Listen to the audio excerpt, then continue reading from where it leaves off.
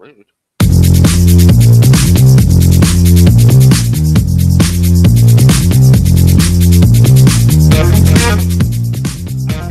Coming to you live from the Hellmouth. It's the Popular Cinema Podcast. I'm your co-host, Bane. And I'm your co-host, Tabil. And welcome to episode 62. I don't know why you're always talking during the intro, but you just can't help yourself. You just can't help yourself. Assalamu alaikum, brother. Bill, in light of what's today? What's today's date? February 18th? Yes. You know what today is? Really?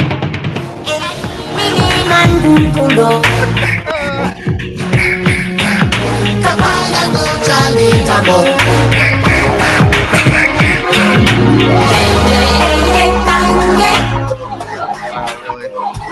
out of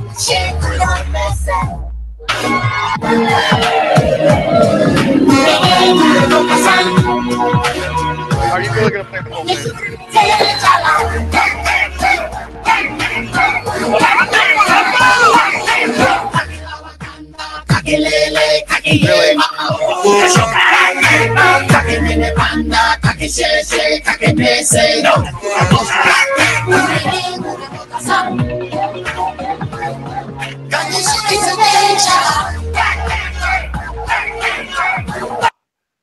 Really?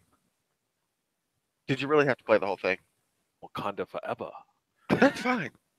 Meanwhile, 50% of our audience was just like, oh, here we go. Click. This is where the fans come running home to me because Black Panther has lived up to the hype for moi. Well, you know what? I'm actually happy that this movie worked for you on a level that, hasn't happened for you in a while. I'm happy for you. I am. I mean, we're going to get into this. We're going to do maybe a little bit of teasers, but I just like to get out there that, all the whole things of thinking that this movie might fail in February and some of the issues and having a minority superhero character at the lead. Trailer not really selling it to me. Was it going to be overly preachy? Was there going to be any action? All this said, and all of a sudden everybody comes out and saying, "Oh, this is great. It's this, it's that." I don't really buy into the hype sometimes. I got to go see it from my own eyes. But I have to admit, after seeing it with my own eyes, I'm sold. Book it, mark it. Well, good for you. Our Lord and Savior himself, Kevin Feige, has come out and said to ABC News that it is probably the best movie he thinks that they've ever made. So apparently he's on the Black Panther Kool-Aid too. Bill, are you drinking the Black Panther Kool-Aid? Please tell Nadia. I don't like grape. So Did you enjoy Black Panther? I did. Did you love it? Did not. Do you think it's worthy of the hype that it's received? I do not. Okay, well, this is where that's going to go today. I like to give a shout out before we get into things to Nadia. Hey, Nadia. We got your email. At least Bill saw it before. She wrote us. She sent a picture of her and her beautiful family. Yes, she did. They went out to see Black Panther as a group, and it looks like, if I may say, that her husband liked it and that she also enjoyed it. And her 5-year-old cried like 5 times. Because of the violence, she felt. It's too much. Too much. Well, 5 is young. I don't, I think it's, important probably for young children. I mean, this is like, like your friend said, maybe in some ways this generation's Star Wars. So I was like 7 when I saw Star Wars. So I don't know, but the 9-year-old fell asleep within 10 minutes, Bill. I mean, it's a 9 o'clock. Because they started out with a lot of yaki at the beginning, so maybe she was not having it. Okay. All right. Anyway, so we'll get into that a little bit later. But I'm excited. It's going to be a lot of Wakanda forever for you today. Is it? Yeah. Wow. Okay. You've been waiting to pull that out. A lot of that. All right. Before we get started, We don't want to talk about everything. Everything is good. Late night Yeah, for us. yeah. You got home pretty late, I assume. Well, then we talked, I got so home you at were up. 12:30, but I wasn't as tired. Oddly enough, for the fans out there, I had a bit of a long day from the nephew's birthday party, and then picking up the other nephew at his robotics nerds school function. Um, In Columbus, so then you had to drive all the way back. yes, in Columbus, and then trying to get through that cluster, which is also known as Easton, trying to find parking. I mean, that was a mess for me. Um, Eat some food. I thought for sure I might fall asleep in this movie, Really? and I was worried about it, but then I mean I was entertained, Bill. I was entertained. Now, w- before we dive into that, I will point out that when I say that I think it lives up to the hype and that it was enjoyable, I'm putting it in context within the Marvel world. I'm not putting in a world of just like, hey, I'm going to sit down with my girlfriend who's a little bit more discerning with her taste and be like, this is really good. She's going to be like, well, this is ridiculous. Why are they wearing panther gloves and running around and doing all this other stuff? She's not going to buy that crap, okay? So, but within the context of Marvel's world that they built over what, how many movies is it? 19, 20, 18? What is I it? believe we are on 19. Okay. Within that 19, it's definitely up in there like the top three. Okay. I mean, it's no question in my mind. No question, Bill. That's funny because I thought you always waited to say, you can't really judge these things at the moment. You have to give it like some time to like settle in. Yeah, what's that So, term with the Pope? What is that? Benediction before somebody comes a saint? What's that? mhm. It's um, I forget, but I know what you're talking about. yes, you're right. I don't. So you're breaking your own rule, just to be clear. No, I'm not breaking the rule. But if I were to, what's the word? Project out there, I could see it being in the top three. I mean, some of the other competition is weak. What is it? It's competing against Ant Man, Thor 2, Ultron, Iron Man 3. Come on, come on. I mean, it blows those out of the water. I mean, competition's not too stiff right now. For you, Yeah, it correct? doesn't surpass Captain America: Winter Soldier, but this movie had so many ways for it to fail, and I can think of like three right off the top of my head. what that are better than Black Panther? No, ways Ways that that this it movie failed? failed me. Yeah, yes, I can think of some. Okay, all right, we'll get in. I don't know. You think we should roll with it now, or should we Just get roll into with it. some of? Just roll with it. It's on the thing. It's on the tips of everybody's tongue. So just go with it. Okay, well, let's see here. I mean, on a certain level, Bill, this movie, for over 2 hours and 14 minutes, kept me engaged. Ryan Coogler, kudos to him. He kept this thing tight. I thought for sure there was going to be a lot of scenes where there was going to be some preaching, talking about like I have a dream or this or that. No, we kept it moving. There was scene after scene that was packed with some sort of tense dialogue and some action. I mean, each scene was a set piece with some action going on with it. But it wasn't all empty calories. It was cool. Somehow, I didn't think Black Panther could be as cool because it's technically a guy running around in a cat suit. I feel like it's kind of limited. He can't fly. He doesn't have eye beams. There's only so much you can do. Well, they were very creative. Um, what's the group? How do you pronounce it? The Dora Dora Milaje. Milaje? What, say it again. The Dora Milaje. Yeah, the Doras. Those are some badass bitches, man. I'm telling you right now. That whole thing where they're just standing there with the spears, looking all like, that's how I want to roll around the city. That's how I want to roll around the Hellmouth. I want to have some doors with me at all times. When I'm Mm, going to Chipotle or if I'm doing some yard work, I want all of them around me standing like that. I mean, that's how you should be rolling through life. mm-hmm. You know what, Got it. Bill? If I ever got rich, if I ever became a millionaire, I'm having those. They're not going to be male bodyguards. It's just going to be those women. They're going to be like a hired assassin. So when you say something stupid, they're just going to slap you across your face. You will address pain in the manner he's accustomed to. I'm gonna have the monkey people guards. Me. So they're I gonna have find lots of that fur on. so disrespectful. Why? It's They just, are the monkey people. They're the monkey tribe. They worship a monkey. all right. You're letting me take the lead, and I appreciate it because I'm seem to be a little bit excited here. But can we It's talk fine. about? It's unusual, so I'm gonna let you just roll. I mean, for once in your life, you're not rolling out with the, oh, here we go again. I'm so tired. The tropes, Bill. The tropes. I guess it's going to be role reversal here for a little bit when you start going off. But can we just talk a little bit about the theater experience before we get into the movie? What did you think of the Dolby Digital Sound Theater? I thought it was unique and cool, and I did feel like some of it's a little extra. Like, I don't know if I need this experience in every single movie I go to, like, because the chairs were rocking and the sound was rocking. I mean, it was like it physically shook you with the amount of bass that was in there. Um, Bass. the bass was rocking. I mean, I think the biggest difference for me was probably the sound, the Dolby Atmos sound, which is like, the top of the line, state of the art sound system. The picture was good, but it wasn't like, I didn't notice a huge leap over any other screens that we've seen.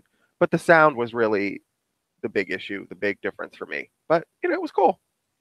I think I'm like you. You're a guy with pixels. Like you can see a pixel that's burnt out on your television from like a mile away. Uh-huh. I think you're sensitive to those type of sensory inputs. For me,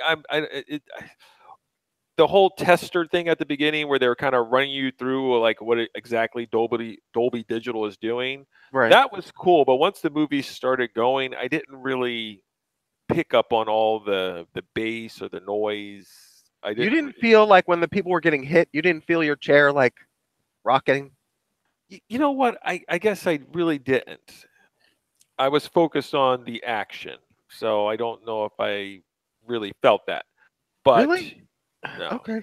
What did you think of the crowd? I mean, as Uh, clearly as Nadia you know, points out.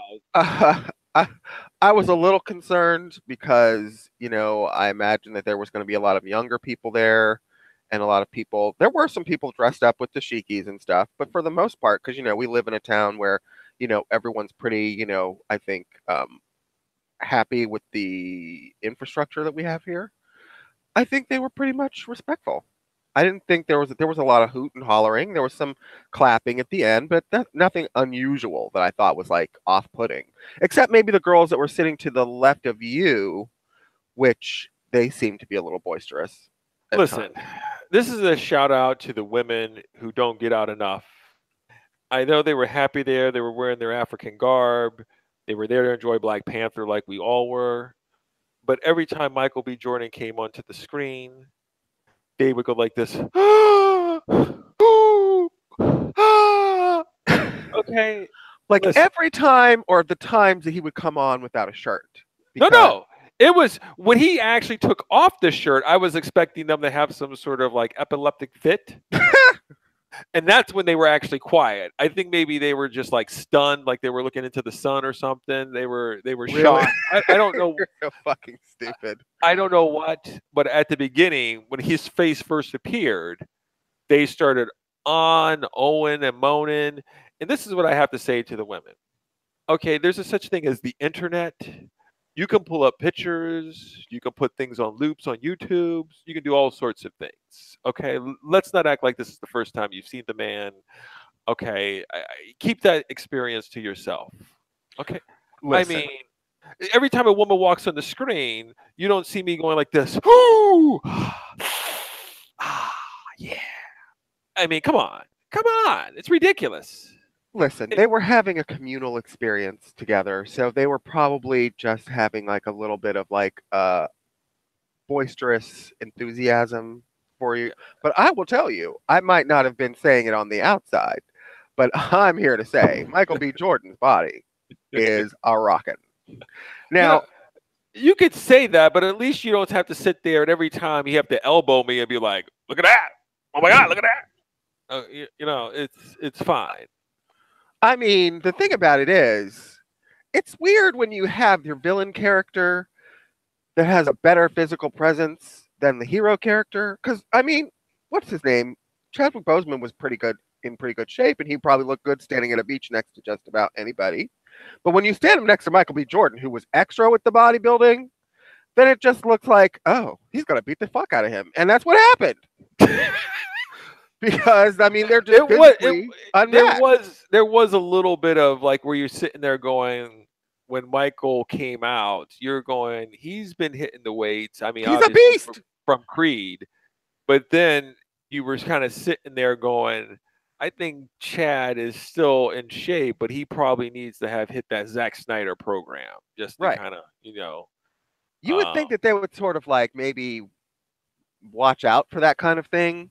Like they're like, okay, Michael, you've gained like 25 pounds of muscle. We need you to stop, okay, because you're making Chad look scrawny. right. They give him that Tom Cruise treatment, like somehow film it to where Chadwick's always taller than him, or Right. never standing next to each other, or puff them up. I feel you. I mean, my sister down there, my sister was there with obviously her husband and my oldest nephew. They really didn't invite us. We had to invite ourselves to the I can't movies. believe you're putting this out on the internet for the world to Well, hear. it's just rude, Bill. It's rude. I mean, I agree with you. I'm just saying the girl apologized like 4 times. I think we're okay. But that's fine. So they were sitting in a different section. I think their punishment was they had a older lady next to them that every time something happened, like some sort of violence or some sort of punching, she'd go like this, "Oh, oh my. Is he okay?"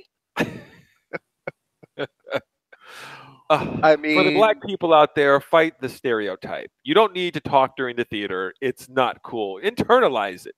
That's why Bill and I like to go to our AMC theater. It's much preferred. The people are very quiet. well, They we keep don't know how it was this time because we weren't there. I assume that there would have been a little bit more boisterousness from the crowd, like there was in Columbus. But you think we'll never somehow know. it changed because it was Black Panther that they went in there already I think there riled were up. more. I think there were probably more black people. Like there was more black people in this theater last night. You know Yeah, what? I would have loved to have been in the AMC theater just to check it out, yeah. just to see like But either way, that was fine. There was a little bit of clapping when T'Challa came back, but it wasn't Yeah. found out by a big round of applause for everybody. But for the most part, it looked like I felt that the people were engaged in watching the movie. Yeah, I agree. And I felt that the movie kept you engaged. I, I, I mean, did you? Oh, I know where you're going to go with it. If I ask you this question, I know where you're going to go with it. What Okay. question? Um, were you engaged the whole time during the movie? There were some lulls. There were some Okay. times when I was less than. Let me ask you, Bill. Do you have a favorite scene in the movie?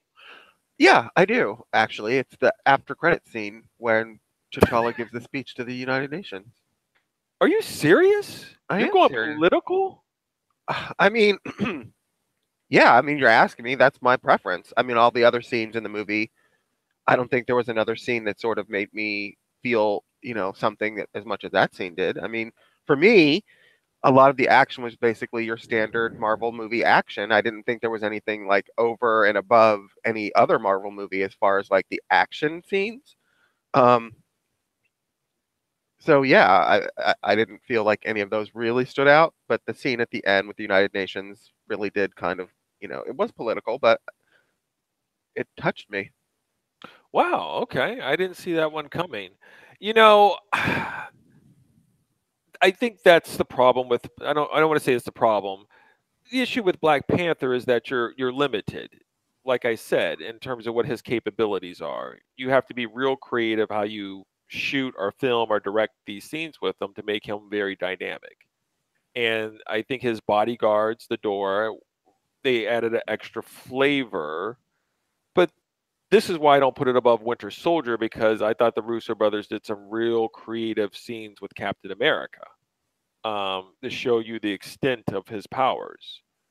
I felt as though Ryan Coogler really put Black Panther in a lot of situations that were kinetic, fast moving. Um, but they felt a little bit different. They felt a little bit more hard hitting and visceral. Really? The scene where at the end, where they're having the big battle, and his suit's all charged up, and he's running to him, and he jumps over the guys who threw up a shield and smashes down, and those guys go flying Yeah, up in the air. that was a cool move. Yeah, Yeah, yeah, within that scene, but that was just like one moment for me. So yes, it wasn't really a whole scene. The rest of yes. the scene, I didn't feel like was all that great, but that moment was great. Yeah. The giant rhinos. There's.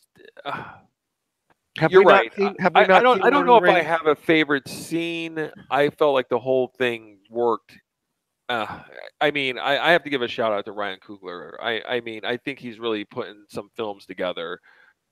I mean, did you enjoy the music during the movie? Uh, Um, are you asking about the songs or the soundtrack? Well, I mean, I don't really call any type of Kendrick Lamar playing during the movie. Well, there were some in the casino. I think there was some kind of like rap thing. I didn't notice. The music didn't bother me. I mean, if you listen to the album, which I did buy before the movie, just to see what the sounds were going to be that I would be hearing in the movie. Um, as you know, because I texted you, I got through like the first maybe 2 minutes of the first song, and I had to turn it off. Um, because I just don't like rap music. I just don't. I can't. I've tried a million times. So the whole thing is really about the soundtrack is about rap. But then they released the score, which is done by a guy I've never heard of called Ludwig Göransson, which I guess worked with him on Creed, Ryan Coogler. Okay. And the score is, it's okay. There's, the first thing I do when I hear a Marvel movie score is I always hunt through the scores track listings and listen to snippets and fast forward through them, trying to find the hero theme because that's really the song that I want to identify with that movie is the heroic, the main theme of the main character of the movie. And for this movie, I don't particularly find that the Black Panther theme is particularly strong. It's okay, but it does sound very similar to all the other Marvel movie themes, so nothing really stands out to me about it. But the moment that it's played in the movie is the moment when they flash back between the fight between Black Panther and the Dora Milaje and the guys that turned against him with the rhinos and all that. And then they flash to the scene of Ross in the spaceship or the airplane trying to shoot down the fighters. So Yeah. yeah, it works in the context of the movie a little bit better than it does on its own. But the music to me was standard. I would not say above average. Did you enjoy all the actors? Um, for the most part, I think the supporting actors for me were more fleshed out than they usually are, probably in some Marvel movies. So that was a strong factor. I think there were some acting issues that I had with some of the characters, and that's primarily due to the accent, which is my biggest problem in the entire movie. Um, so, for the most part, the supporting characters I like better than the main character, except for I think Michael B. Jordan was great. I think Chadwick Boseman and the girl who played Shuri had some acting challenges that I don't think were quite lived up to for me. How dare you throw stones to him? You're watching The Bold and Beautiful. I mean, you're really going to be judging them. You're watching fucking Dynasty remake on CW, and you're talking about acting difficulties. I mean, really. I feel like you're being very harsh. I know Very how harsh. you feel about I know, but I can't I'm not gonna sugarcoat it because people don't like it. So it's really an issue about the accent because there's a lot of movies that you watch where the acting is just so ham-fisted and just over the top and ridiculous that you don't say shit about.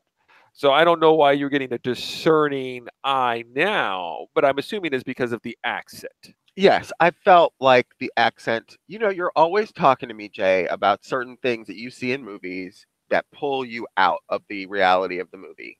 Absolutely. And this is a thing that pulled me out of the reality of the movie. They just don't sound natural to me. It sounds like they're reading from a script. It sounds like they're, purposely adding some kind of artificial inflection in their voices, and I just don't buy it. And it, for me, comes in the way of me seeing. It takes me out of seeing them in an African nation with an African king and an African princess who's a technological genius. And when I hear them speak, I feel like they're reading words off a page. And it was difficult for me to get through that. Now, I will admit that through the movie, it became less and less of an issue. To me, by the end of the movie, it didn't bother me as much as it did at the beginning of the movie. This is true. Maybe if I see it again, it'll bother me even less. Maybe in future viewings, it won't become an issue for me. But in the initial viewing of this movie, if you're asking me what my impression was, that was a difficult challenge for me to get through. Will this movie be out on video by the time May rolls around? Yeah, they're usually 4 months at Marvel, so February, March. It probably won't be out until June, so no. So we won't be able to watch it before Avengers: Infinity War? We might be able to watch it on digital download because they usually put that out a few weeks before the Blu-ray. Double it. It is bought. We will pull all monies from the PPP podcast budget and put it towards the digital download of Black Panther. Jay, the whole experience for me is actually worth it just to see you be, having enjoyed yourself. I'm happier for you than I am for me having sat through it. My hopes were low. I didn't really think this could come through. I didn't think the trailer did the movie. I thought the acting by Michael B. Jordan in the trailer was just ridiculous.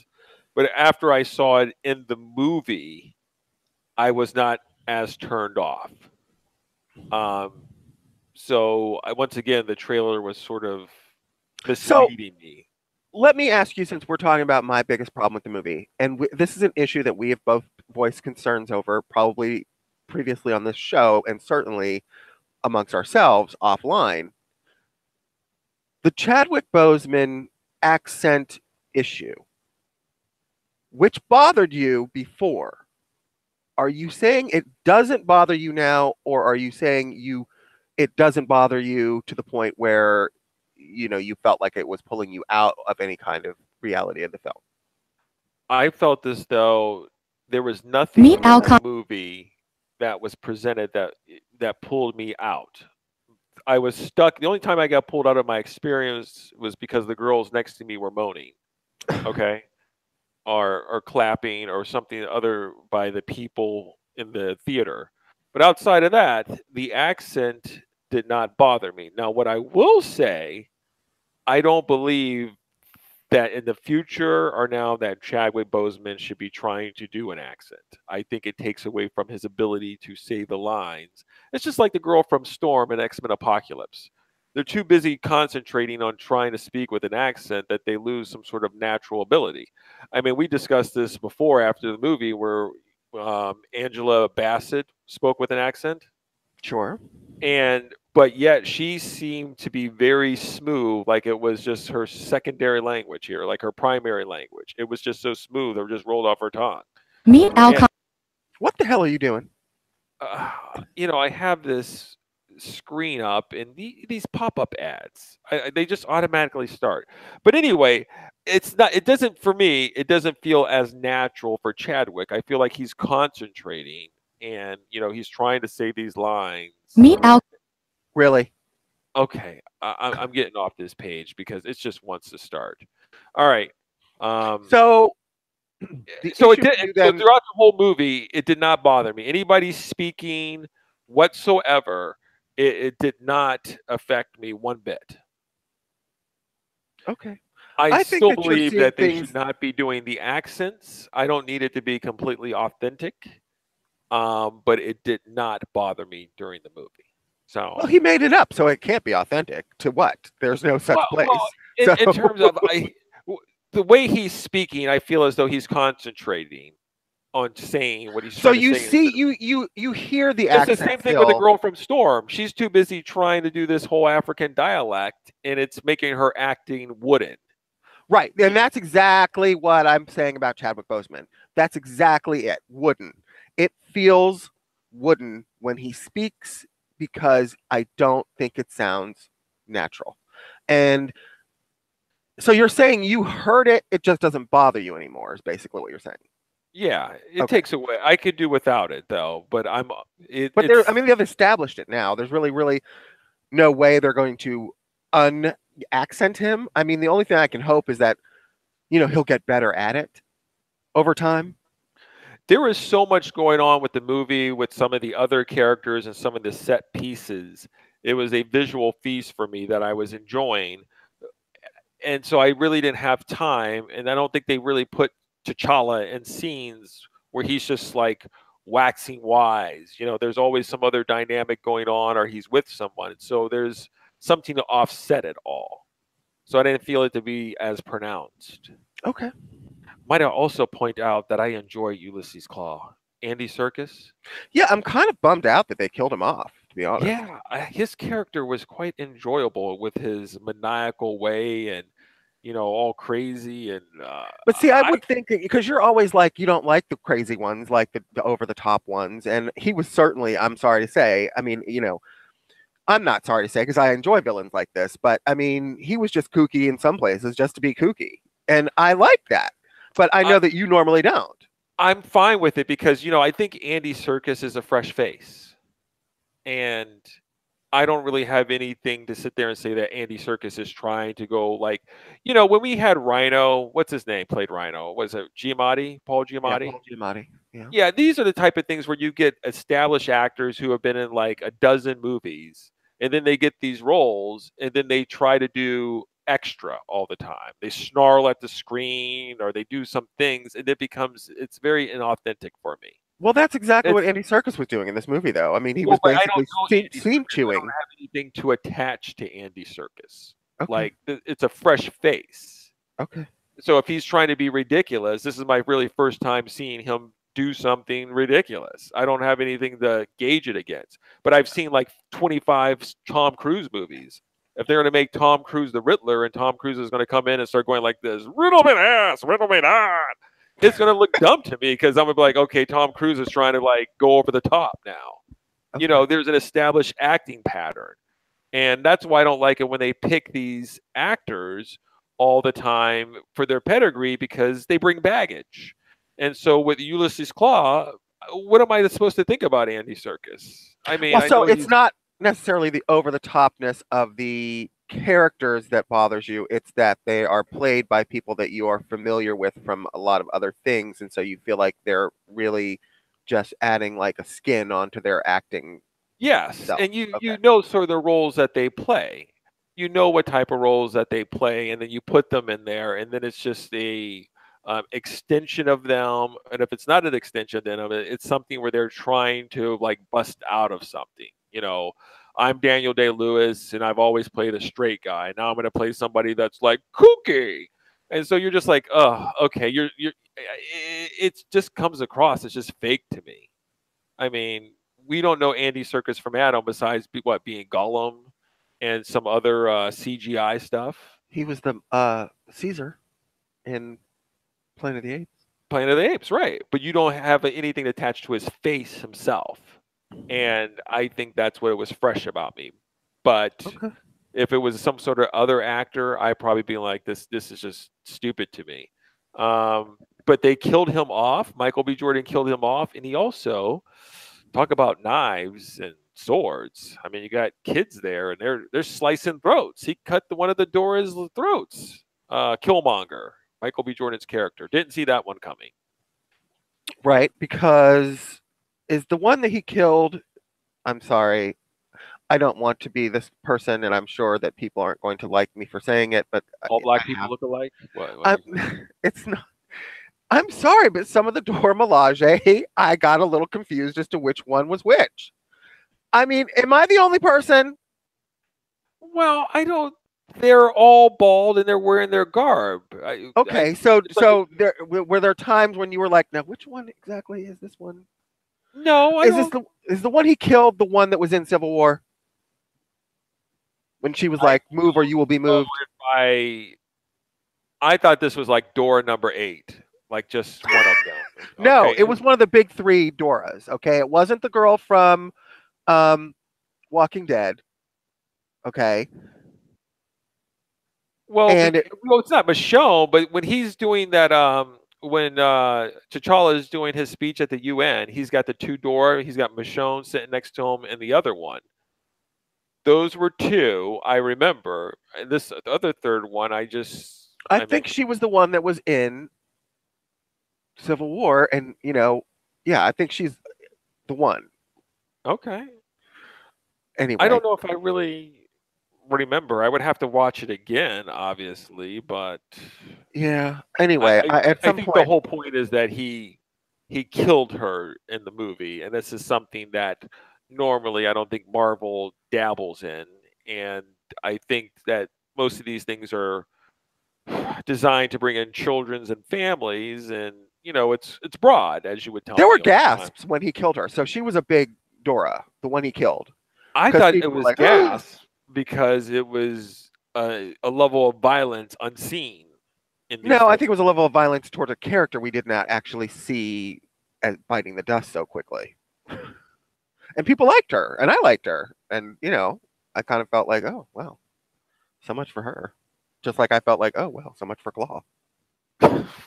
Didn't see that one coming either. I'm like, they killed him off. Okay, I mean, wow, they're just, whew, jeez.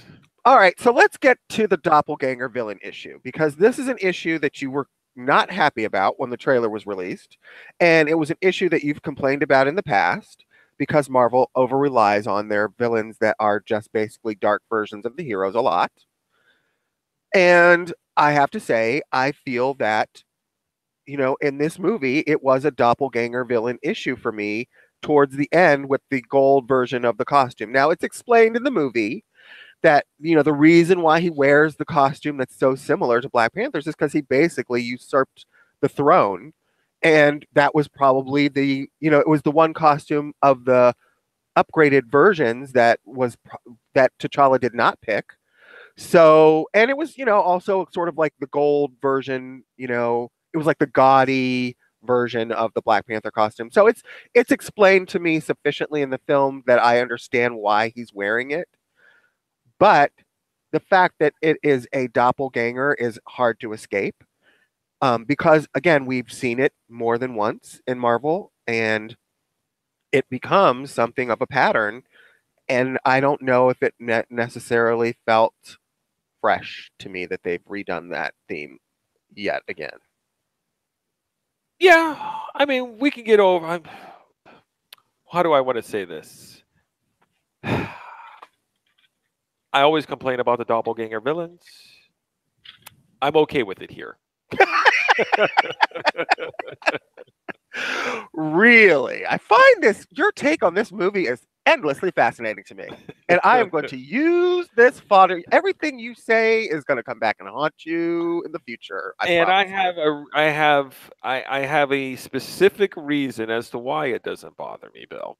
Because what it establishes early on, which what Ryan did was give this movie layers of how there was some sort of intrigue, like conspiracy, politics, family dynamics, secrets.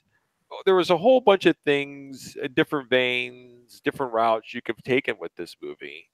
And what I enjoyed some of the things was explaining to you that sometimes your parents aren't perfect and they do make mistakes and you forgive them, and sometimes there's consequences and sometimes they make bad decisions, all this stuff. Michael B. Jordan's character was a result of maybe a bad decision being made by the deceased King. king, um, Yeah. T'Challa's father.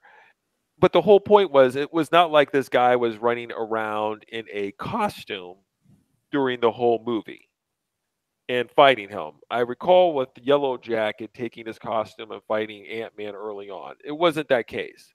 he got a Black Panther costume, and the reason why he gets the Black Panther costume is because that's what you get when you take the mantle of the throne. So in this sense, it's not like somebody went out there and stole a suit and is trying to fight him too. It's this is what you get. Two, when they do fight, I find that the scene is not too long. What you do is you have Michael B. Jordan fighting the Dora for a while, and then finally they fight Black Panther on Black Panther. It seems like it's only for 5 minutes, and that's good.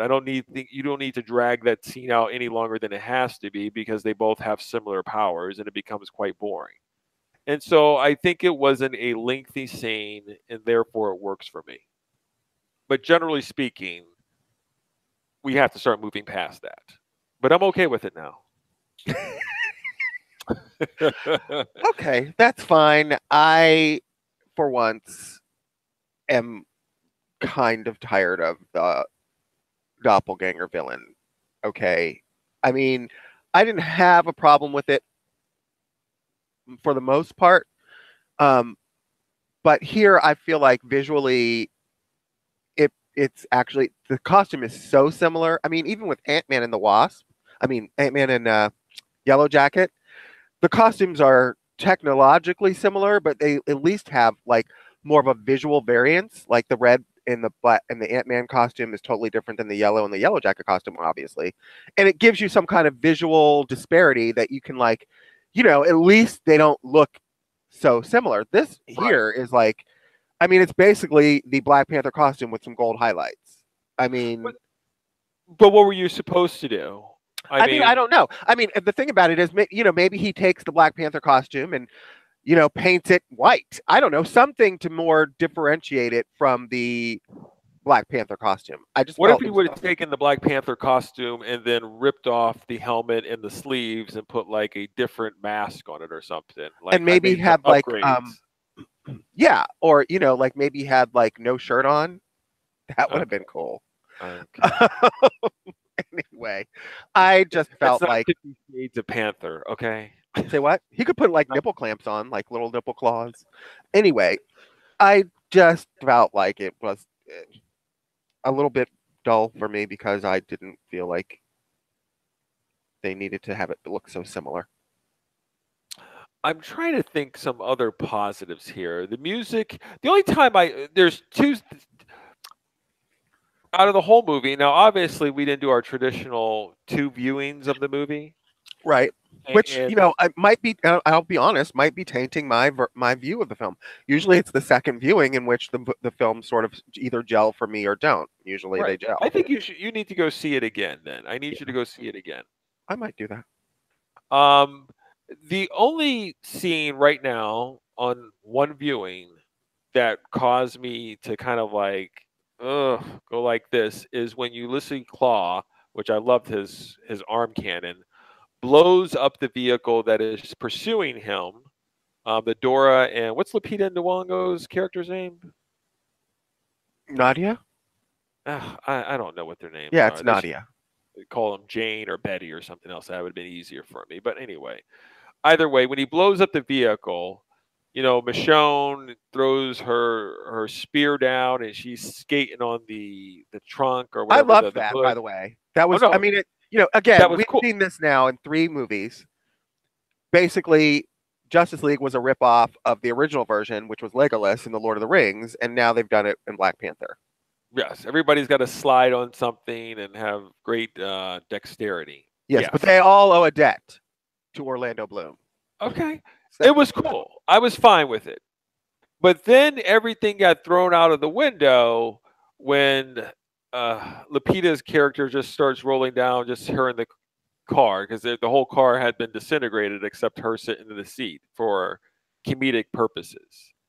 And that scene is the one scene that really doesn't fit with the rest of the movie, because the rest of the movie, they're going with some sort of high drama politics.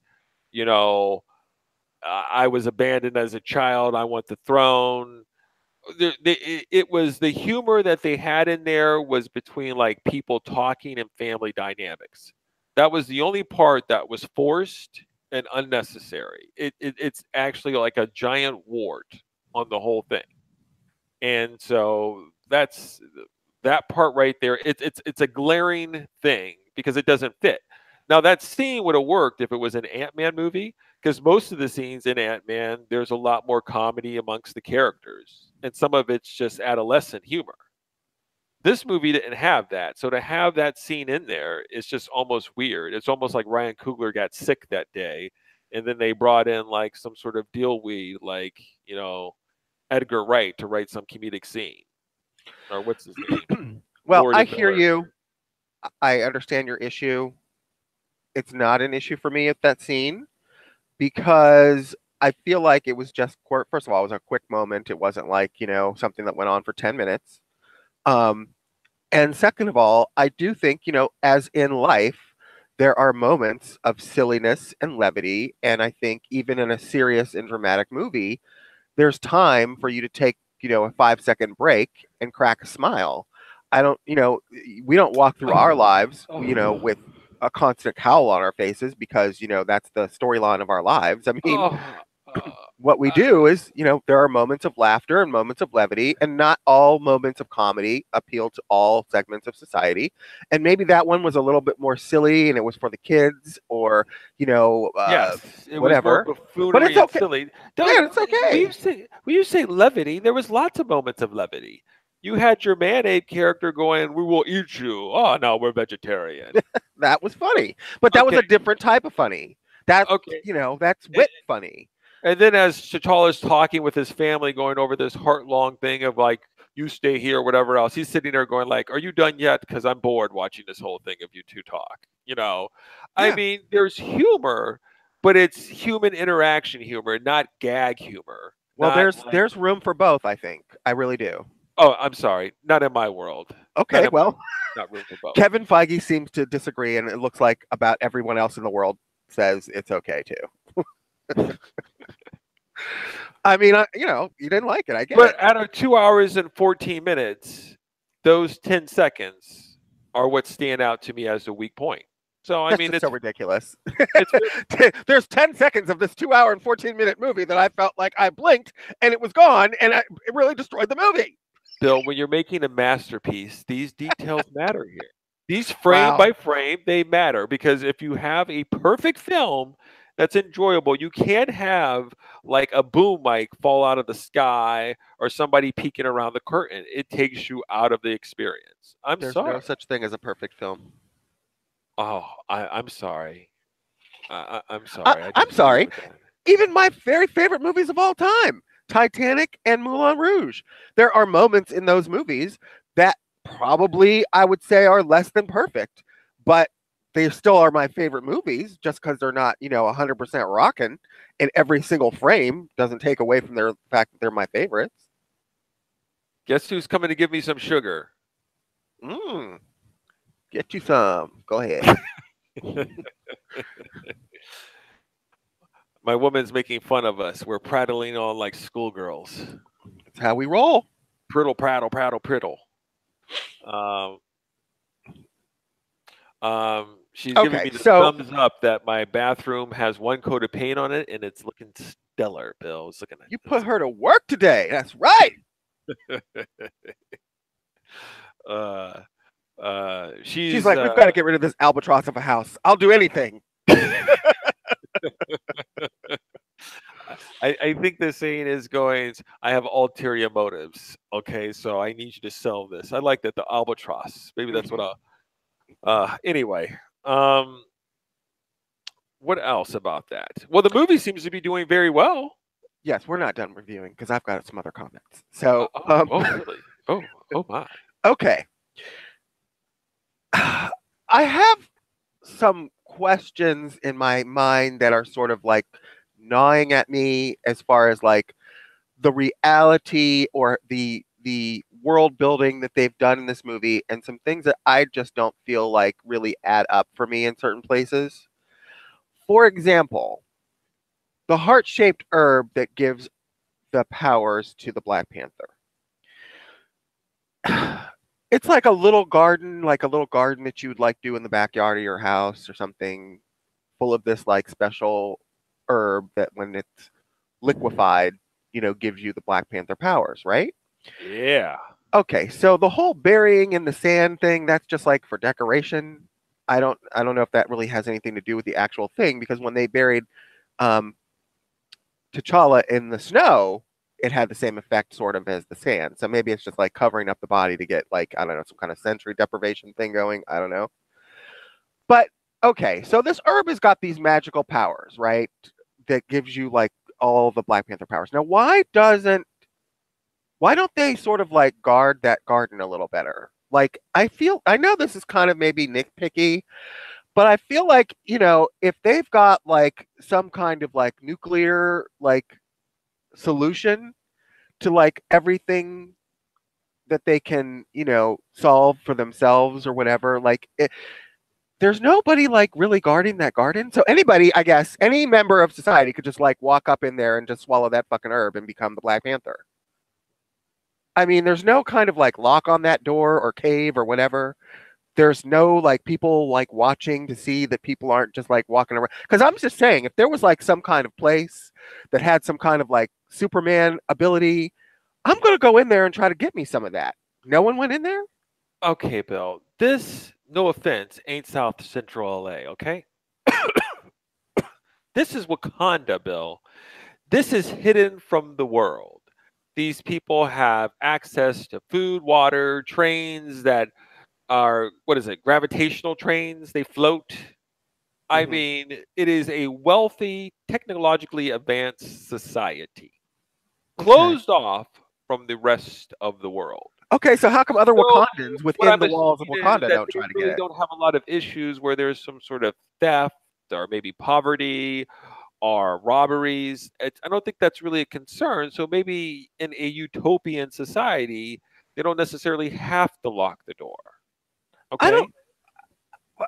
First of all, even in a utopian society, there's always going to be a bad apple. Okay, I mean, they spent dozens or many many years in the world trying to replicate, and we've seen many instances of this gone wrong when people in the military or scientists have stolen secrets, have tried to replicate the super soldier serum from Steve Rogers and failed. That happened with the Incredible Hulk and Abomination.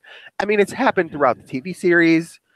But Well, let's keep it in the movie. Who's what happened in the movie that made you question the security? And it goes, that would have changed everything if they would have had more well, guards or lock on the I'm just door. saying they're just willy nilly like walking around with like this most powerful herb in the universe, and like there's no like security at the door. There's no like I mean there's no kind of like assurance that no one who isn't actually been decreed as the Black Panther through the ritual couldn't get their hands on that herb. It just seems like a very glaring omission, or maybe they just didn't think people would think that way, but there's nothing preventing anyone in that society from just taking that herb and becoming Black Panther or having Maybe the they Black have Panther more. powers. Maybe they have more security than you think. I Sure, think where were Shuri. they? Were they hiding? I think Shuri has enough devices that can shut cars off and have all these communication things they can plant on people, surveillance. Maybe it's all built into the walls. You don't really know. I don't know, and that's my issue. Is like I would think that they could take a moment or two to like verbalize or say somehow they've got some kind of invisible force field over the herb garden, so normal people can't see it. I just don't see any reason why anyone who's living in that society could not just go up to that garden, stick one of those flowers in their mouths, and become the Black Panther. How do you prevent that? Bill, to be the Black Panther is just more than taking a herb. You got to have moral integrity and character, Bill. Really, because Not, the evil not villain everybody, took the herb and he fucked. whatever can wear the mantle of Black Panther, Bill. It just doesn't Really, work. because Michael B. Jordan got the mantle and he wasn't super moral. And what happened? He died because he was acting like a jerk off. That's what happens. Yeah, he basically, committed suicide though, really. But okay. Yeah. Well, technically, I felt that was an interesting part right here where T'Challa was just like, you know what, we could heal you. And the first thing that came to my mind is, well, that's great that you can heal him, but he's killed one of the Dora, and he also killed the Forrest Whitaker's character, and he's probably going to have to do some time. So, I mean, that's great. We're just not going to say bygones. I mean, you're just not going to give him probation. He's going to probably But have you to know serve what? some years. This is why I like the character more at the end of the movie than I did at the beginning of the movie, because he makes that superheroic choice. Something I feel like the Punisher would have just been like shoved the fucking spear into his chest harder, and then twisted it and drank the blood. Um, I feel like Chadwick Boseman, his character becomes that's really the hero moment when he says, "We can still save you." And I was hoping that they were going to address that because I kept feeling like, well, they've got the thing; they could probably save him. They could save people. Why doesn't he try it? Because that's what makes him different than you or me or anybody else. Is that, he would do that as the hero. And so I was super glad that they made him say that we do have a chance, we can save you. And for Michael B. Jordan's character to then make the choice that no, I'd rather just die than be in bondage or whatever it was he said. Hmm. I thought that was actually, if you're asking me the most powerful scenes in the movie, that's probably my second one. Okay. I'm going to let you continue on. I want to point out that there was a lot of characters that were just very interesting to me. Michonne's character, the Dora, the head general of the Dora. Obviously, Michael B. Jordan's character, the Man Ape character.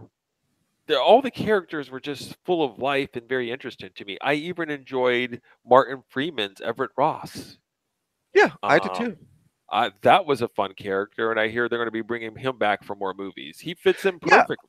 I He's love got that Bilbo is now part of the Marvel Cinematic Universe. I do love that. I love Martin Freeman. I think it's he had weird an because extra layer of a flair of CIA agent. yeah, but he's not like, he's not like super cool like James Bondish. He's a little bit buffoonish if I want to I say. actually don't consider him to be buffoonish. He just plays more of a straight man, but he's not like a He's man's like an man. average guy, Yes, like a schlub. but he plays the role well. He fits in with that average thing, but it's not like he's sitting there going like, "I've never seen this before. Is this a big screen television?" He plays it like, Yeah, but he's identifiable because he doesn't have any special powers. He's not from the country that, you know, has the special powers, and he's just kind of like trying to get through, without getting killed.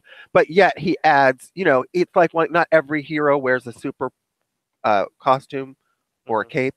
Yeah, I think he's cool. I think he does add a nice level of All right, so go ahead. What were you also about to averageness. say that you still have some things to say about the movie? Wow.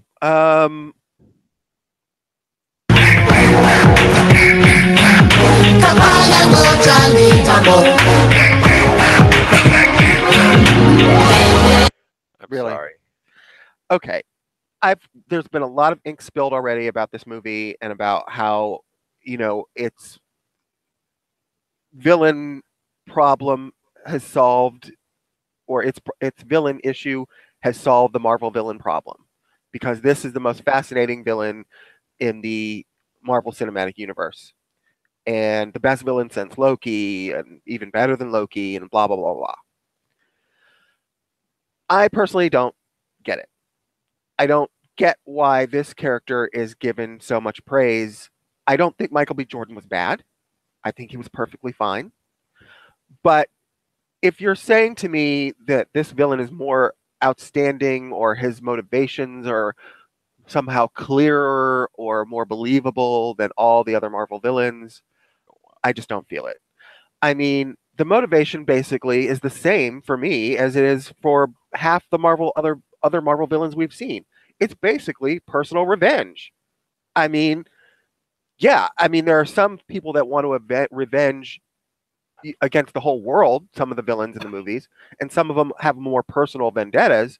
This one was one of the more personal vendettas, but it's been done before in the MCU. I mean, I'm going to go through the list of characters that have had this exact motivation. Obadiah Stane in Iron Man, Whiplash in Iron Man 2, Aldrich Killian in Iron Man 3, Loki, the Dark Elves or Malekith from Thor 2, and Baron Zemo in Captain America Civil War all had the same motivation. Why is this one so much better or special than any of those other ones? I don't get it. I'll tell you what I said last night is that you're always preaching to me that there's three themes: man versus man, man versus nature, man versus himself. I understand that maybe the motivation is similar to other ones, but it's the presentation of the material. There's a story around it, different characters, it's the writing. There's a lot of things that make it different this time around. You know, just because you have a similar story, like, you have the movie, what is it? Rick Moranis and Spaceballs. Is that the same thing as Star Wars because it follows the same script and story plot? It's not. It's different. It's filmed differently. It's directed differently. The actors act differently. I think it works in this context for me. It seems more real. Okay, Seems more well, accessible. well, I'm not taking away from your opinion. I just personally don't feel like it's that much different or special or better than any of these So other what villains. you're really doing is you're pushing back on the idea that a lot of people have said, like, best movie ever, best villain ever. And so what you're doing is you're calling out the naysayers, going, by the way, this is just as similar as the other one. So Right. I'm saying it's no worse of a motivation or no worse of a characterization than the other ones, but if you're saying to me this is somehow fresh or unique or outstandingly different than all the other presentations of the villains before, I don't get it. I don't see it. I understand that it's a legitimate gripe that he has, but all these other villains for me had the same sort of believability or motivations, and I just don't think this is outstanding in a way that makes me go, "Oh yes, I totally get why they're saying it's so different and fresh and unique." No, I don't think so. okay. Here, let me press Carlos's machine.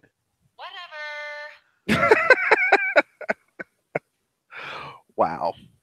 This is a role reversal. This is unique for us because this is not usually the position I usually am in, and you are usually taking the opposing position. But we're on other sides of the fence today. This is Yeah, this is usually I'm unique and angry different. black. Very positive. Say what now? What'd you say about what? I said I usually am the angry black, but Right. now I'm very positive. Yes, and I find it interesting that of all the Marvel movies that we've had yet to date, this one is the one you chose to fall behind. Ryan Coogler. This movie, in terms of the way the material is presented and the direction, happens to sit. I mean, this is like a Russo brothers um, entry. I mean, this is a big move for. Wash your mouth out with soap. I'm not saying it rises to the full level, but I wouldn't mind seeing Ryan Coogler take on another superhero, one maybe with more Gee, powers. I wonder. Do you think he'll get the chance? Do you think anyone will give him more money? I mean, I'm okay with that, and so it makes the fact that we don't have Ava DuVernay doing this movie even more so better, because Wrinkle in Time looks like shit. Wow. It's got Tomorrowland written all over it, and so when that fails, I'm going to sit there and have a toast. You know what? That's so mean. I don't want to say. I know. I mean, that's just rough. I know. I mean, the it's not gonna sister's be. just out there trying to make a living. You're like, I can't wait till she hits the unemployment line so I can laugh at her corpse. Okay, I'm not going to say that. I just think A Wrinkle in Time just looks like crap. That's all. It just looks very bad to me, and I just don't see the allure of that movie. I mean, at least Tomorrowland looked very interesting on a trailer. This I'm one going to just tell looks you right now, Jay, ridiculous. we're in a cultural moment in which women Uh, who are in power or gaining power or have some kind of access to power is very in the moment. Okay. And this little black girl that is the heroine of this movie is going to speak to a segment of the audience, just like Black Panther, uh, that has been underserved. Now, will there's it work? nothing. No. I don't have a problem with the concept of the story. What I have is a problem of the way it looks. And what I mean by that is you have Oprah looking ridiculous. I'm already taken out of the movie because she's wearing this whole makeup and she's trying to project this Maybe thing that like was she's. what the character would look like in the book. I've never read A Wrinkle in Time, so I don't know. Listen, But what I'm saying is it's like the accent. It looks ridiculous. I'm already taken out. Then you have Zalk Galifianakis. He's doing this walk like an Egyptian, and he's kind of like rolling his eyes, going, "Are you looking at me? But there might be something over here." It's got some sort of buffoonery, and you've got Reese Witherspoon also. They're name actors trying to play the roles of some sort of like three wise people saying some stuff to be like, hey, look at us. We're doing a kooky role now. Look at us be Johnny Depp in Pirates of the Caribbean. We're being kooky. That's all it is. And so it just comes across as just fake. It's not so much the story. I get it. Young black girl, cultural moment. This is good that people see. I'm fine with it. It's the presentation. It just speaks of fake news, Bill. That's what it speaks of. well, again, I think that it has a chance. I think a good chance to serve a segment of the audience that has been underserved. Now, it didn't work for The Princess and the 35 Frog. million. How much is going to make? 35 Okay. million tops. It didn't work for The Princess and the Frog because I guess all the little black girls decided to stay home that day. I don't know. But I do think it has a chance, better than it might have had in any other year before last year. So I yeah. hope those actors got their money up front because they're not going to make anything on the back end. I can tell you that right now. Okay. Anyway, back to the I might movie. even rewrite that video, but we digress. Back to the movie at hand. I'm going to generally give the movie. I'm going to give it 7 out of 10. Or that's a I'm going to passing grade. say, B minus C plus area for me. B minus C plus. Yeah. Oh, I don't know why you're a hater of the black people. I don't hate it. I just don't love it. And you know something else? I'll tell you something else. I don't Black love Panther a lot. matters, Bill. Black Panther matters. I'll tell you something else. I don't love a lot of the Phase 1 Marvel movies either. I don't love Iron Man 1 or 2. Iron Man 3 was better for me, but some of them I don't love Thor 1. I don't. I mean, this isn't the first time I've given a middling or somewhat passable, but not high grade of a Marvel movie too. So okay, all right. Well, then I'm glad you qualified that. Then I don't feel like you're just piling on or something. well, Okay, you should know me better than that, but okay. I know, but you have to remind me sometimes. I know. And your grade? Do we have a grade level for you yet? I mean, part of it is that I just didn't really think that this movie was going to work for me because I don't really want to follow the sheep and the masses saying it's really good and it's really amazing because, they also think that like Fast and the Furious is enjoyable too, or Ant-Man is, or Thor Ragnarok is the greatest thing here. So if that's the sort of the lipness test, then I don't know if I can really go with the masses. But I have to admit, after walking out, the experience was very enjoyable. And I don't know what would happen on the second viewing. Would I be more critical, which I normally can be at times? Yeah, I for don't me, I know. think the real test for you will be in 6 months when I talk to you again. You go like, "Oh, Black Panther was okay, but I mean, it had Yeah, moments." right. You're absolutely right. I don't know. When I start watching it and go like, oh, I'm just bored with this. I don't know. I don't know. But right now, I think I don't have a grade for it, but I think it deserves the hype it's receiving as well as the accolades. Well, I last don't night you want said 9 out of 10. Do you stick by that? for a Marvel movie. Yes. No, just for a movie. No. Really? I'm not gonna. No, Why do because you have to I qualify have to it? put it in the Marvel context in their world. I don't want to drag it out because if I drag it out, I'm going to sit there and be like, well, this is just over the top and ridiculous. I mean, I can start pinpointing the part where at the beginning scene, where they're setting up where the guy gets killed and the spaceship takes off and the little kids in the what do you call it in the basketball Right. playground are looking up at the sky. Right. Like I'm already looking at poor acting by these children as they're looking up with their mouths open, going, They didn't even have any "Ugh." lines. Yeah, but it was poor acting with them trying to open up their eyes and look amazed at something fly off. It was poor acting, Bill. I'm Poor sorry. acting from silent actors who just give you a facial expression. Yeah, poor acting. By the way, was that shit not hilarious when the ship landed in the playground? The kids are like, "We can rip some of this metal off and sell it on eBay." I loved that. I thought that was probably the funniest line in the whole movie to me, and it was very like sort of like almost you couldn't even hear it. In fact, you listened, asked me what exactly he said, and the thing about it though is too. I get that these universes are going to start probably sharing characteristics as we get more and more movies in each one. But it was also a very like Last Jedi moment for me at the end where they tack on this sort of like inspirational moment. I mean, it happened all the way back to Captain America, really, when the kid was running around with the garbage can lid that Steve used as a shield at the beginning of the movie. It's sort of like the Newsies moment or like the inspirational. I don't know. I just felt like, okay, this is becoming a trend, and maybe they should be careful of that from overdoing it too much. Mm-hmm. Okay. But I didn't have a problem with Uh, it. I just felt like because just Last Jedi was just out with the broom kid at the end, that it was similar. I see. Yeah. Okay. I see what you're saying.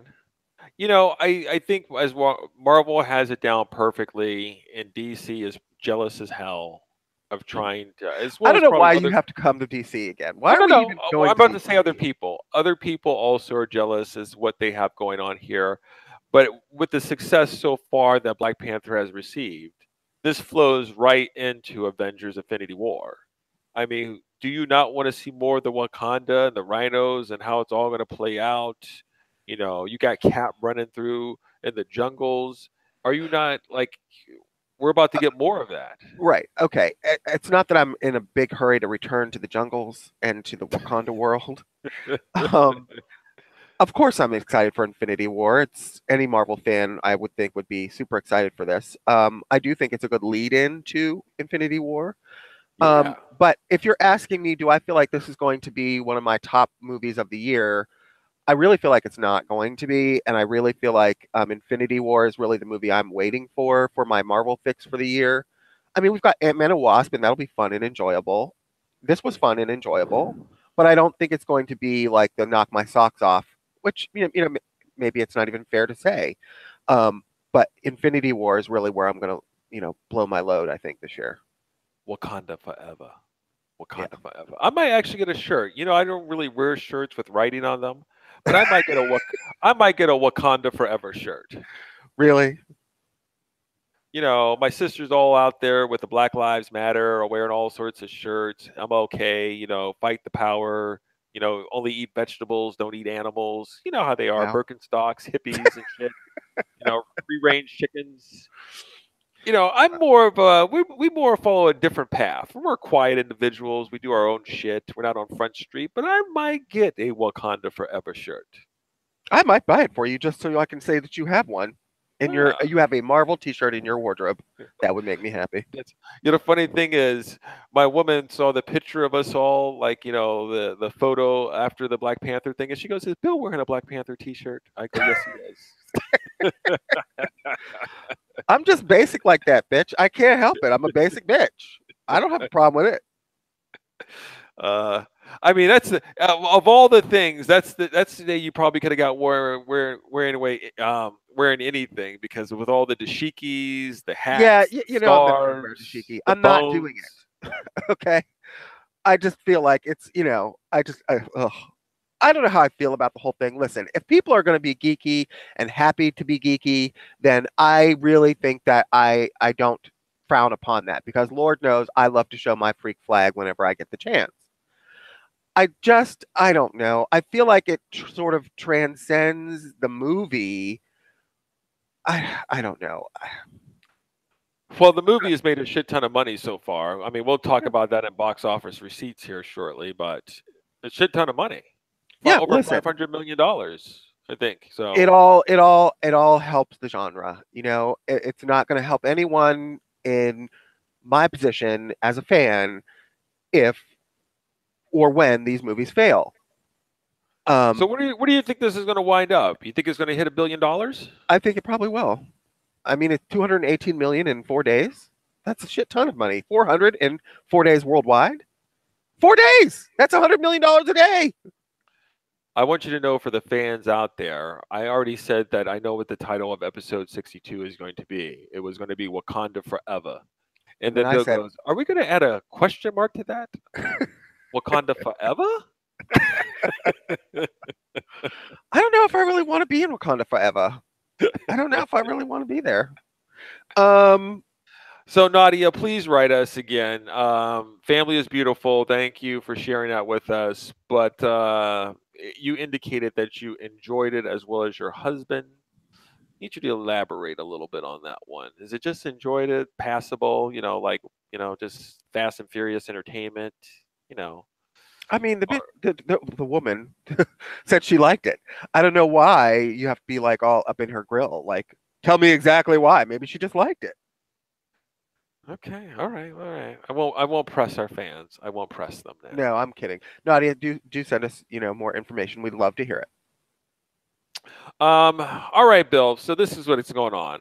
My woman's in there working hard, trying to help me get rid of, get out of the hellmouth over here. So, what do you think? You want to? I mean, here. This is what we'll do. Several trailers came out because last time we did this was for the Super Bowl, and we had what did we have? Jurassic Park, World. Was it Fallen World? World Fallen? Jurassic World Fallen Kingdom. Okay, you also had the Incredibles 2, you had Westworld, you had Han Solo, you had Ready Player One. What am I missing here? Venom. Venom trailer was out. And instead of going over all those trailers, can you tell me one of the trailers that really... Give me two. How about you give me two and give me a synopsis of the two trailers that you seem to be most intrigued by over the past couple weeks or, sparked your interest? I will say The Incredibles 2 and Ready Player One are probably the standouts for me of the trailer bunch we're discussing. Ooh, your Star Wars fanboys are looking at you with a raised eyebrow right now. That's fine. The Incredibles 2, though, looks like a fun adventure with a family that I haven't seen on my screen in too long. And it gives me the flavor of the original Incredibles, the family dynamic, and the Pixar animation style. And it just looks like a return to, a world in which I thoroughly enjoyed the first time in Incredibles 1. And it's been too long since we've had one. I can't wait. It's upped my anticipation for this movie, which I already was looking forward to, but now I'm like, yes, please bring it. And then Ready Player One, which the first couple of trailers didn't really do much for me because I felt like, oh, certainly looks video gamey. But with the new one, they show you more of the world and the computer world that they inhabit and the characters and the avatars that they are pulled directly out of the 80s and the 90s, and it looks like a big giant world to immerse yourself in, and it looks Spielbergian as fuck, as well as it looks like the Spielberg that I've been wanting for him to return to. Like the last time I probably felt this kind of thing was probably AI, which was 2001. So if it's more of that AI version of Spielberg, I'm all aboard. So yes, the Ready Player One trailer, this one, the new one, really got me anticipating the movie as well as the Incredibles trailer. For me, the Han Solo trailer, oddly enough, I am intrigued. I think that Aaron Ehrenreich looks kind of weird to me. Every time I think I see his face, it's got like a square head of some sort. I don't know. Yeah, it's a little squarish. Yeah, something's off about it. But I was intrigued about the movie after watching the trailer, and of course I was never a fan of them doing these type of individual projects to begin with, but I'm interested. You like Rogue One? The trailer? Well, the movie. Yeah, it's got some problems, but yes. Um, I the trailer is done what it's supposed to. I also forgot about Deadpool 2 trailer also being released. Right. I don't know how I Um, forgot that. that's really about it. I have other concerns about some of the trailers that came out. Obviously, with Venom, I think you need to show Venom in the trailer. I I think don't they're think playing it a little too close to the vest. I think that they, yes, if, for a secondary character from the Spider-Man universe to get his own movie is already head scratchy for me. Um, and and then Tom to Hardy's not such a big enough star that you can just throw out Tom Hardy and everybody's going to be like this. Oh, we got to go see it because it's Tom Hardy. I just don't think that's. You're right. right, Close to the vest. they Too. really need to give more juicy things in the trailer to get you on board with this Venom concept. It's a weak concept to start with, so they're coming out of the gate weaker than they should is not helping the situation. No, that's well said. I think for my last comment will be on Ready Player One. This looks completely like a old Spielberg film, which is kind of exciting. But the problem for me with this trailer is that what my concern was with Black Panther is that there's going to be a whole bunch of moments that I'm past. Like I don't want to have them sit there and give me the fortune cookie nonsense or preach to me like, the world's smallest person can do big things. I don't want to hear that. I just want to see the kid try to get the token and survive and win and become the champion. I don't know if I have to have every scene where somebody's sitting there reading something to me going, a journey of 1,000 steps begins with one step or something. 1,000 miles begins with one step. It looks very preachy. And I was worried about that with Black Panther. There was going to be a lot of that, and there wasn't.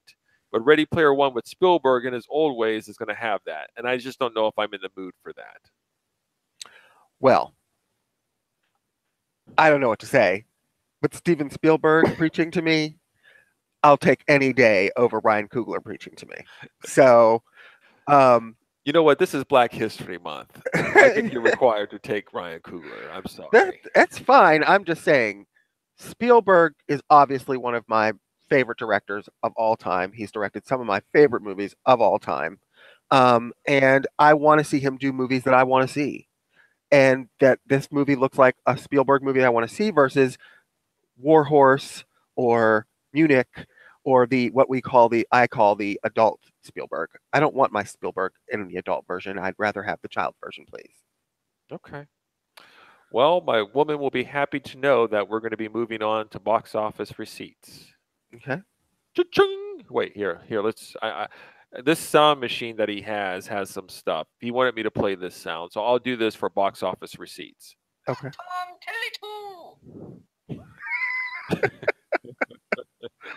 Okay.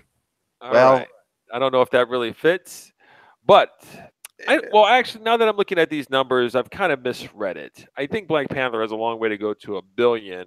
I don't know if the foreign market is going to be as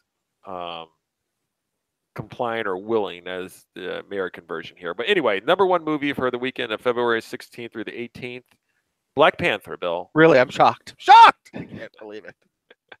Pulling in about $218 million. Looks like it brings in a foreign total of 169 million, bringing its total approximately between 360 and 380. It's a lot of money. Okay. It's a lot of money for an 18th movie in a series of movies that started 10 years ago. Sure. Black Panther has delivered.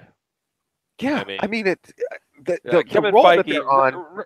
Right now, he's like in Scrooge McDuckville. He's just swimming through money. He's got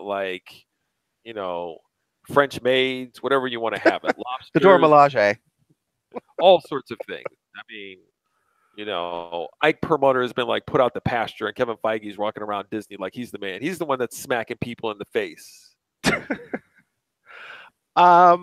Yeah, whatever you can say about them, whether you think they're cookie cutter or they're childish or what have you, the success streak that Marvel Studios is on, considering the fact that in 1992 they sold off the rights to some of their major characters, which is why we just are now possibly getting a unified Marvel Cinematic Universe with the X-Men and the Fantastic Four coming back is because in 1992 they basically went bankrupt. And they sold the rights to keep from losing all their jobs. And now they are the absolute pinnacle of success in Hollywood at the moment. Okay. It's amazing. It's an amazing journey. The number 2 movie is a Sony movie, Peter Rabbit. Apparently, Black Panther just took all the monies. Okay, that's what happened. All the monies, Bill. So Peter Rabbit pulled in $17 million in its second week of release. Okay. It's up to its total of $48 million. It has a budget of $50 million. I don't know. It kind of feels like maybe they should have waited until closer to Easter. Why are they releasing a Easter movie in February? I don't know. You know, Sony's got a lot of issues, Bill. I mean, shit's just, I mean, what the fuck? They're having problems over there. Maybe you need to go over there and start running things because you're like this. Hey, fellas, this seems, this is not rocket science. Peter Rabbit should be around Easter. I mean, what are we doing here? I don't know. It's almost like them releasing White Panther during Black History Month. So what's going on? What's going on here? Why are we releasing White Panther in Black History Month? I don't know. It just seems like I don't have any interest in seeing this movie outside of Easter time. So I don't know. I may not know what to do the right way, but I certainly know what not to do the wrong way. But anyway, the number 3 movie is 50 Shades Freed in its second week of release, pulling in a paltry $16 million, bringing its worldwide total to $266 million on a $55 million budget. Well, you know, it's successful. It's a successful franchise for sure. It's making a shit ton of money overseas, but only $76 million in the U.S. over 2 weeks. Well, you know, it's had its moment. I think it's a thing that's maybe, you know, towards the end of its life cycle, with the books that were so super popular. And the poster says, "Don't miss the climax." That's just so nasty. It's so nasty. Well, Jay, the movie's all about kinky sex. What did you think they were going to put on it? So nasty. Why can't everybody just watch porn like normal people do? Just pull up the porn on their internet and then erase their history. This is what people do. I don't know why we're okay. Whatever. So I need you to holler at your girl over there and ask her, does she have a safe word?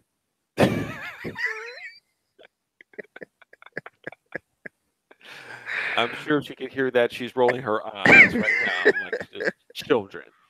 All right. So you enjoyed 50 Shades Freed. Thumbs up for you. Is it the best one out of the 3? I would say I enjoyed it more than the other 2, yes. Now, listen, I understand it's ham-fisted, you know, tripe.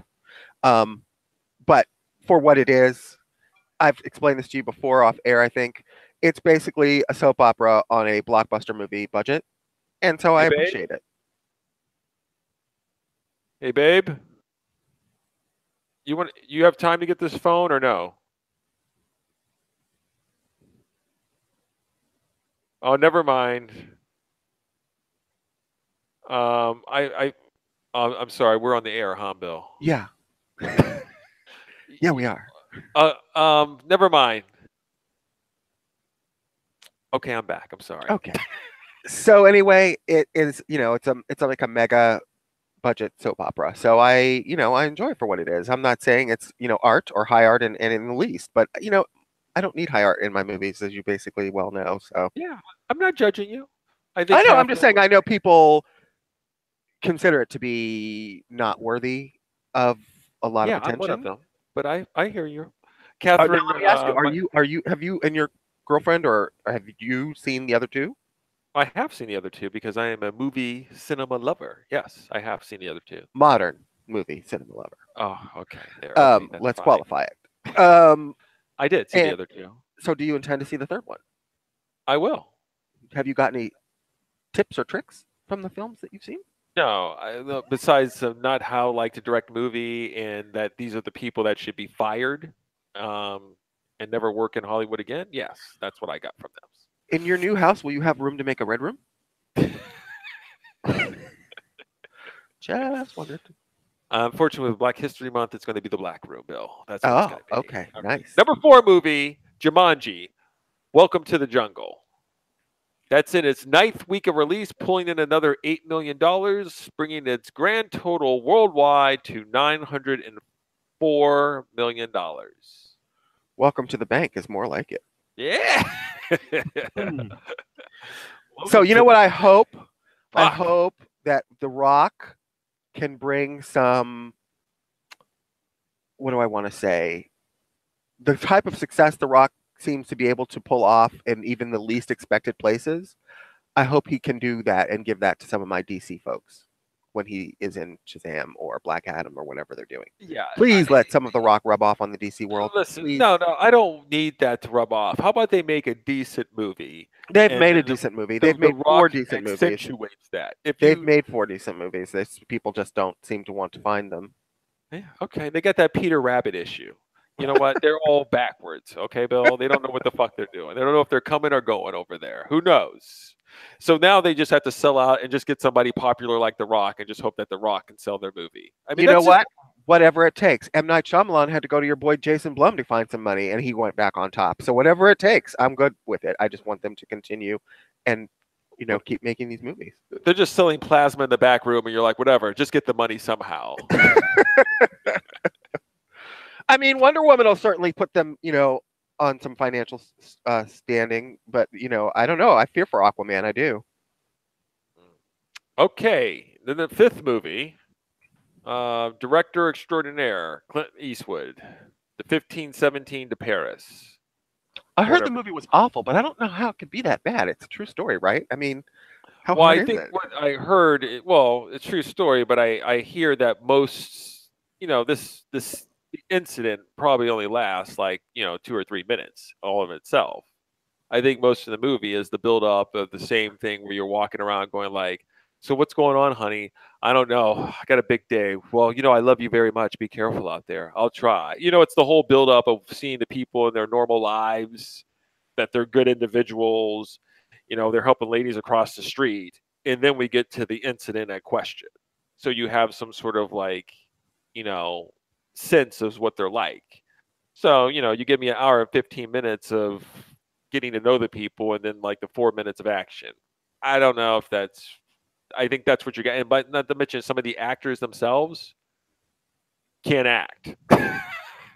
Well, they're like, they use the real people from the incident, right? They're not even No. actors. They're Is like it- the real people. Are they the real people? I've never heard of that. The actors who play the leads are the people that were in the incident. Okay, well, dude looks like he can't act, the one guy. So, I mean, you Well, can he's see not that- an actor. Well, that's a problem. I don't know why you would put them in the movie then. I mean, I don't that's know. believability. I mean, it's a I don't skill. I don't give you a pass just because you're the real person. I'm actually annoyed by that. I'd rather you just show me like pictures of the real people afterwards. I mean, what do you do? We're gonna go hunt down the old Hidden Figures ladies and throw them up in the movie? Wow. I mean, I think they're dead, but but still,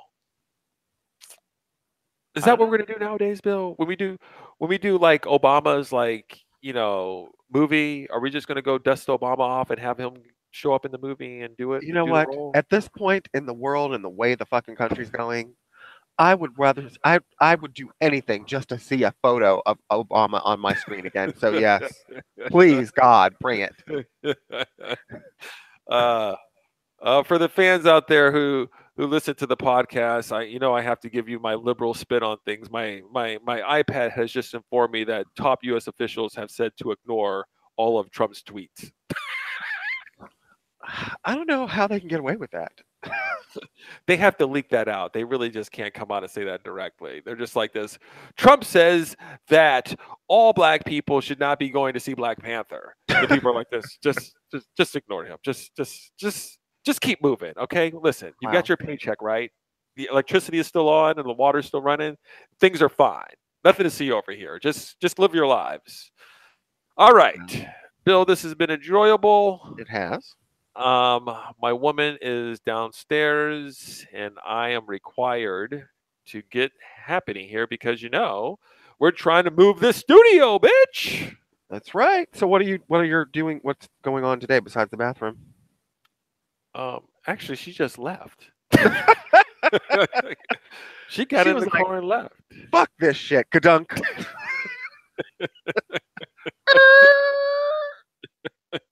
Wow, No she didn't say goodbye. goodbye or nothing?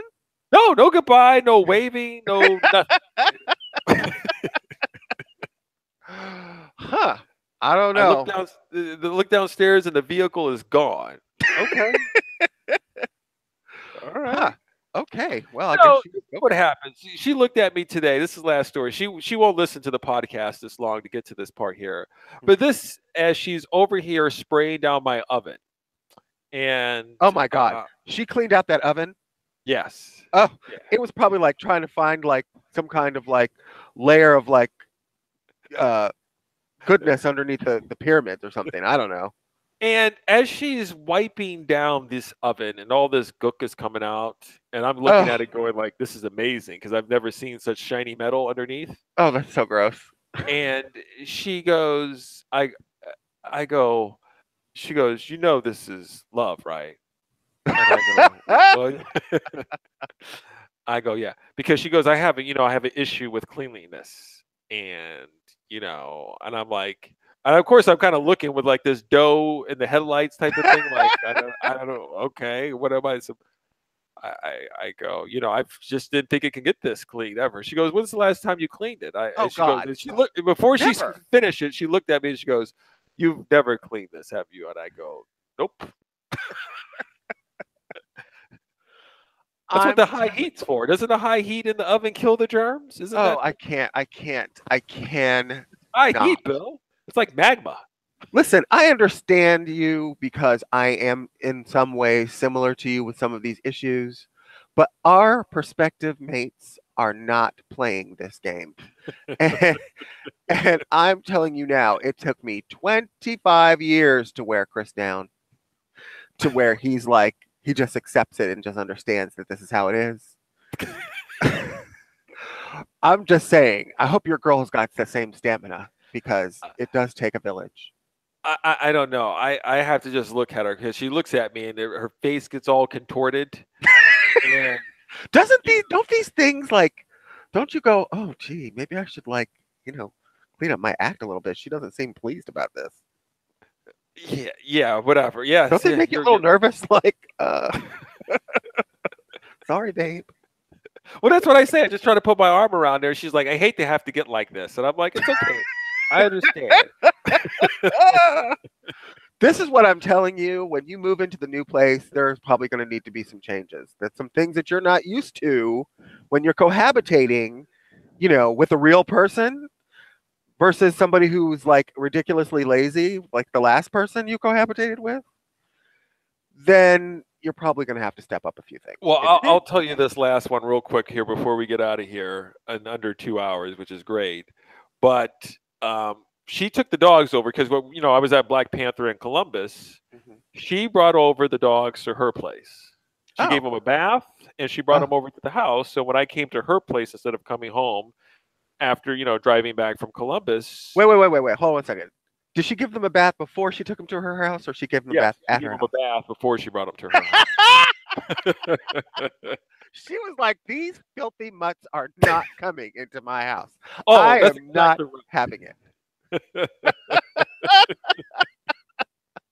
That's so fucked up. She was like, before you can even come into my house, you bitches have to get a bath. Okay, I wasn't sure if like she took them over there and then bathed them. I came in and the dog Scooties is on the floor on his blanket and Ferg is laying next to her and they're just all asleep because it was like 12:30. Mhm. So we all go upstairs and get into bed. Mhm. And what was a beautiful moment was that the one cat in the middle of the night came and jumped on the bed too. Now the that's dogs cute. are oblivious to this, but the cat is still in their area. I mean, which was kind of neat. So there's hope that they can all get along. But the Sure. real point of the story is her cleanliness of getting up in the morning and going downstairs. We're trying to fix something on her fridge. And then all of a sudden she goes downstairs and she goes, "Is this poop down here?"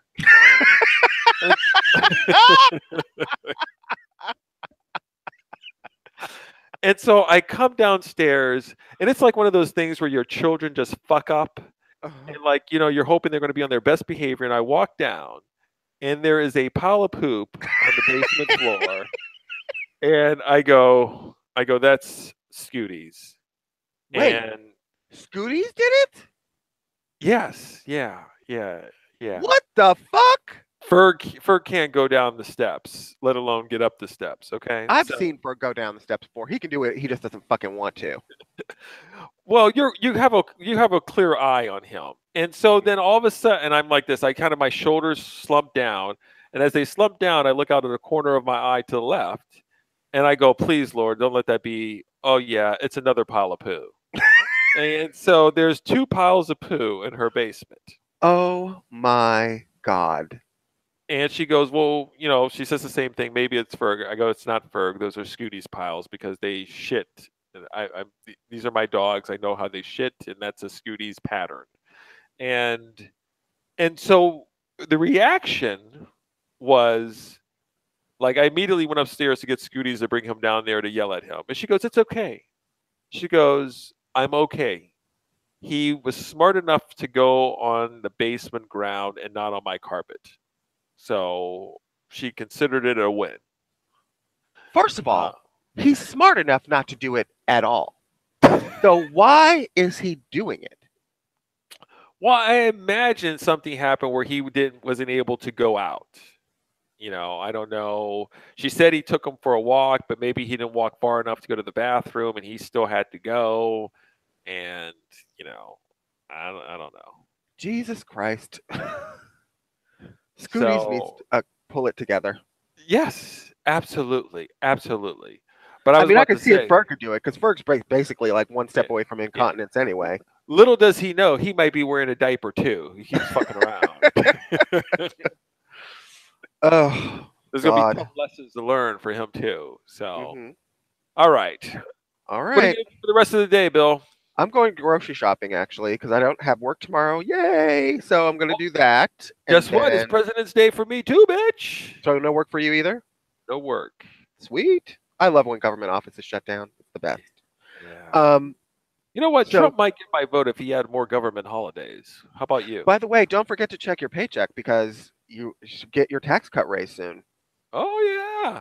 Yeah. Okay. All right. Well, I'll check on Wednesday. Check on Wednesday. That sounds. We'll see. We shall see. I need every little dollar I can get. Anyway, shout out to our fans. Less anti-Trump. This is it. So if I can be bought, he's found the price. You sell your soul for pennies on the dollar. That's right. So fucking sad. Anyway, well, shout out to our fans, Nadia, Superfan Melissa, Carlos, as the rest of our listeners. We are very happy to have you in our lives. I'm going to put out a call for feedback that we don't usually do, but since this is kind of a popular cultural thing right now, I'm thinking maybe some of our people who don't normally see these types of movies, Carlos, might decide Black Panther is interesting enough to them. And if they do, send us an email or, let us know how you feel about it. I'm curious to see where everyone else is at. You can hit us up at popularcinemapodcast@gmail.com. That's popularcinemapodcast@gmail.com.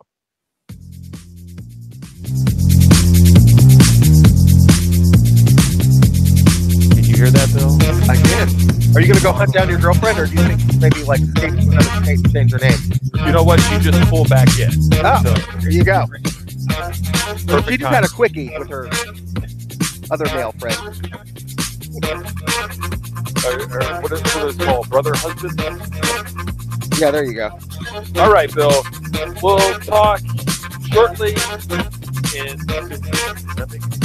Don't forget the question mark at the end of the title for the episode, please. I do what I want to do. Wakanda forever. Or Wakanda forever? That's what I like. All right. Peace out. I've been your co-host, Dane. I'm Bill. And we'll see you in 2 weeks. Bye.